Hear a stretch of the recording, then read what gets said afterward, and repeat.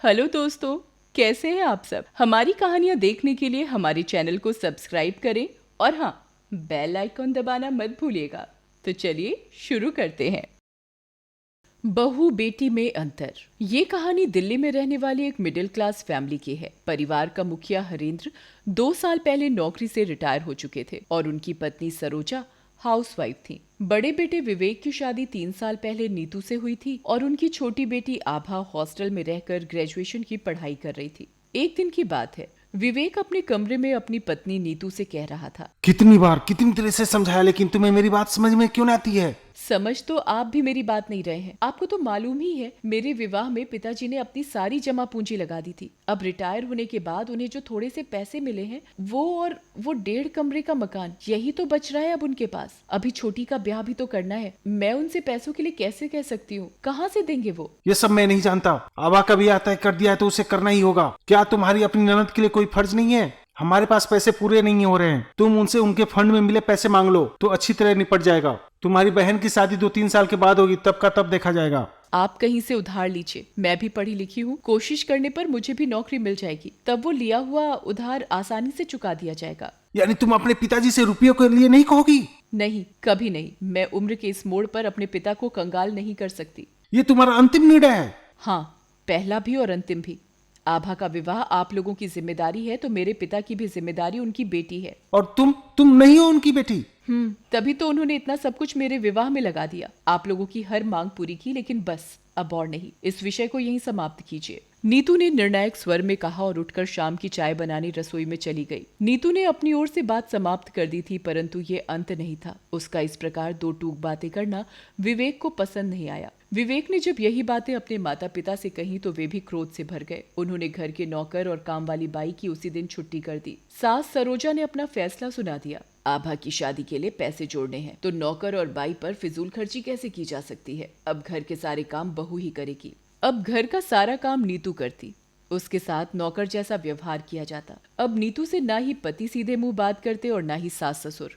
बात बात पर ताने उलाहने तो जैसे सामान्य बात हो गई थी, परंतु नीतू अपने निर्णय पर अड़ी रही। आभा पहले से ही हॉस्टल में रहकर पढ़ाई कर रही थी। उसे नीतू से बहुत लगाव हो गया था। हम उम्र होने के कारण उनमें अच्छी दोस्ती हो गई थी। एक दिन के लिए आभा घर आई तो सारे दिन नीतू के साथ ही लगी रही। माता पिता के नीतू के प्रति रूखे व्यवहार को देखकर वो दुखी हुई। भाभी, मम्मी पापा के साथ ऐसा व्यवहार क्यों कर रहे हैं? कुछ बात है क्या? ये घर है ननद रानी, थोड़ा बहुत रूठना मनाना तो चलता ही रहता है। तुम चिंता मत करो, बड़ों का गुस्सा भी आशीर्वाद जैसा ही होता है। ठीक है भाभी, आप सही कह रही हो। अगले दिन आभा अपने हॉस्टल चली गई। नीतू ने सहज ही बदलती परिस्थिति से समझौता कर लिया था। पति नाराज थे और सास ससुर भी, किंतु नीतू को विश्वास था कि शीघ्र ही सब कुछ ठीक हो जाएगा। बस थोड़े धैर्य की आवश्यकता थी।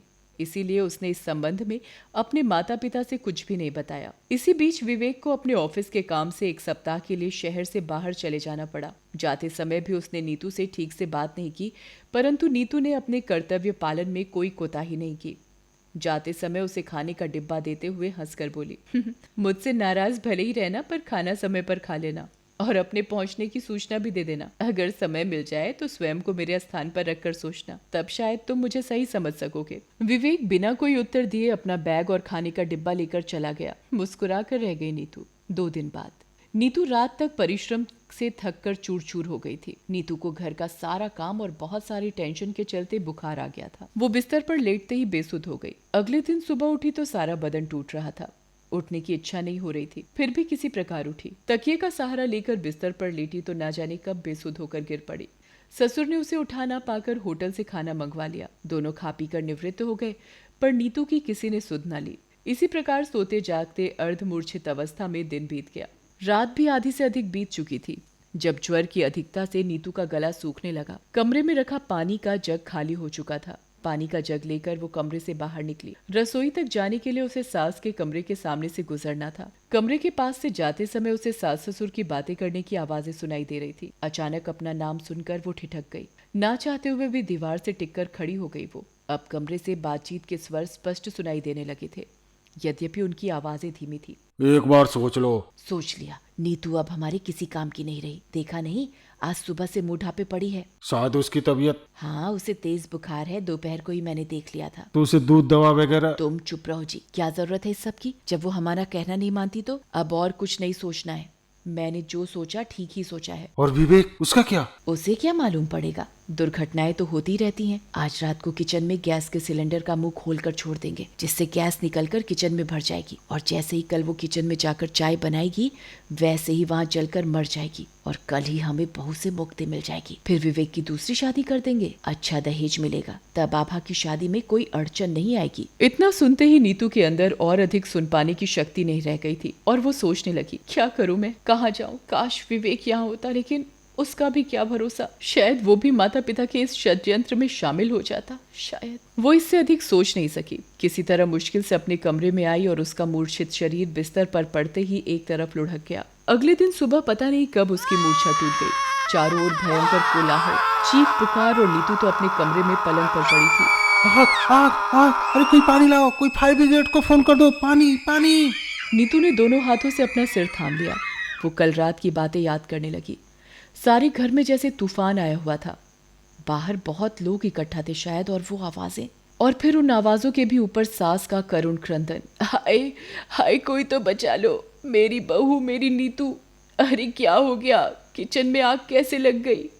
कोई तो बचाओ मेरी बहू को। हाय रे मेरी बहू, बचाओ बचाओ, दरवाजा खोलो, दरवाजा। नीतू अपने कमरे में घबरा कर उठ गई और धीरे धीरे चलती हुई कमरे से बाहर आ गई। बाहर रसोई घर से आग की लपटें उठ रही थी, और उनके पास ही खड़ी सास चीख चीख कर विलाप कर रही थी। मैं यहाँ हूँ माँ जी। आपकी आपकी बहू तो वहाँ खड़ी है। क्षण भर के लिए जैसे सन्नाटा छा गया।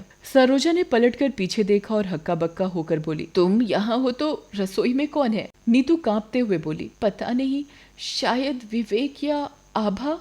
तभी सरोजा ने झपट कर रसोई के द्वार का कुंडा खोल दिया। अंदर पड़ी नारी मूर्ति धू धू कर जल रही थी। उसके शरीर पर जींस टॉप था, जिसका कुछ अंश उसके शरीर से चिपक गया था। आभा! हरेंद्र हड़बड़ा कर बोले, हाय हाय मेरी बच्ची, मेरी आभा। आभा यहाँ कब आई? वो तो हॉस्टल में थी। सास बिलक बिलक कर रोने लगी। वो दीवार के सहारे बैठी फटी फटी आंखों से चारों ओर देख रही थी। अब सारी स्थिति उसके सामने धीरे धीरे स्पष्ट होने लगी थी। कल सास ससुर ने उसे मारने की योजना बनाई थी। नीतू सोचने लगी, आभा के पास मुख्य द्वार की दूसरी चाबी रहती है, जिससे कभी उसे घर आना हो और घर पर कोई ना हो तब भी उसे परेशान न होना पड़े। उस चाबी से द्वार खोलकर आई होगी। आभा अपने माता पिता के षड्यंत्र से अनजान सुबह होते ही वो मुझे बुखार में पड़ी जानने के कारण मुझे ना जगाकर स्वयं ही सुबह की चाय बनाने के लिए रसोई में गई होगी, जहाँ पहले से ही सासू माँ ने गैस खोल कर रखी होगी, और गैस चूल्हा जलाने के लिए लाइट ऑन करते हुए कहीं वो बच न जाए, इसलिए सास ने बाहर से रसोई का द्वार बंद कर दिया था। तभी तो वो बार बार चीखती रही, बचाओ बचाओ, दरवाजा खोलो। लालच और स्वार्थ इंसान को कितना अंधा कर देता है। माँ जी, सरोजा चीखते हुए बोली, हट, दूर हो जा मुझसे, मत छूना मुझे, दूर दूर चली जा, भाग जा, खा जाऊंगी मैं तुझे, मार डालूंगी। डायन हूं मैं, खा गई मैं अपनी बच्ची को। हाय मेरी आभा, मेरी बच्ची, अपनी ही बेटी को मैंने मार डाला। नीतू सहम कर पीछे हट गई। तब तक किसी ने विवेक और पुलिस को सूचना दे दी थी। नीतू गुमसुम सी बैठी रह गई।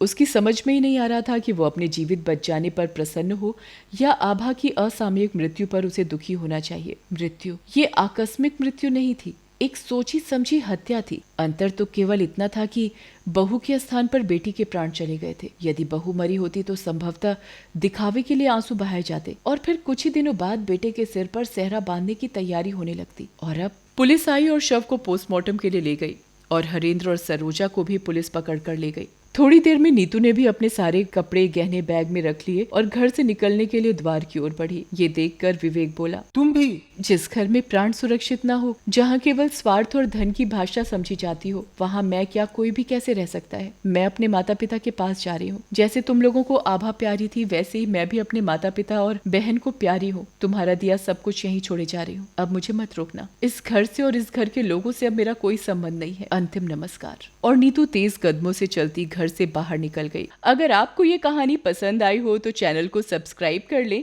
और बेल नोटिफिकेशन दबा दें, और कमेंट करके जरूर बताएं कि आपको ये कहानी कैसी लगी। धन्यवाद।